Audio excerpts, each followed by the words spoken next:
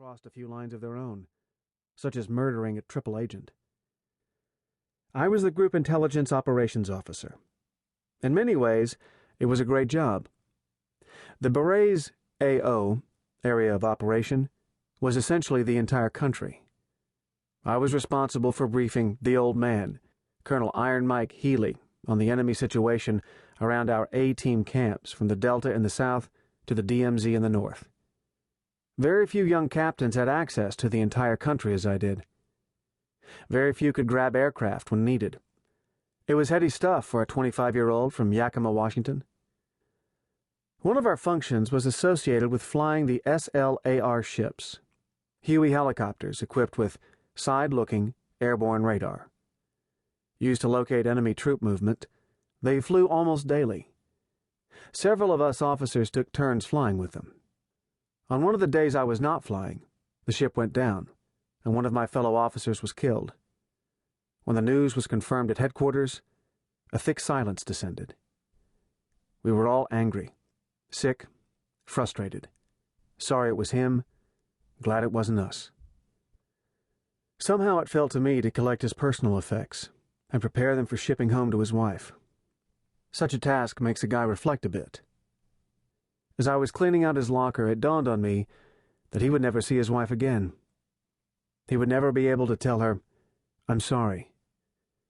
For a moment, an uncomfortable thought pricked me, like the tip of a knife blade just breaking the skin. I knew that I'd been living by a second-chance philosophy of life. I had always figured, hey, if I hurt Linda today, there's always tomorrow. Tomorrow I'll do better. Now, for my friend, there was no tomorrow. One little message came scrolling across the screen of my mind. Okay, Stu, it could have been you. What if it had been you? I shook it off. That kind of stuff happened to other people. Other people's choppers went down. Other people died, not me. What I was actually doing was postponing my wake-up call, pushing it away. The alarm was ringing, but I didn't want to hear it. I punched the snooze button and blocked it from my mind. Sometime later, however, the alarm rang again. Louder, much louder. It started when I was in midair. I had just jumped out of an airplane with an officer from 2nd Corps. Ranking soldiers often jump as wind dummies, so the pilot can observe where they land and adjust to the winds in the DZ, drop zone. That way, the rest of the stick, other jumpers, can land where they're supposed to. As I left the right side of the plane, my partner went out the left. In a freak turn of events, we came together under the plane, chest to chest. Instinctively reacting to our training, we pushed away from one another, like marionettes dancing at the end of strings. We cleared, but his chute dropped below me, and I ended up on top of his canopy. Now fully deployed, his canopy was creating a vacuum that was not allowing my chute to open. As trained, I ran across his canopy and jumped, trying to clear it. It didn't work. I tried it again. Still, it didn't work. He landed with me on top of his canopy. It folded around me, rendering my landing blind. I crashed hard, but the flowing adrenaline covered the pain, and we managed to remove the chutes, hide them in the bushes, and wait for the rest of the guys.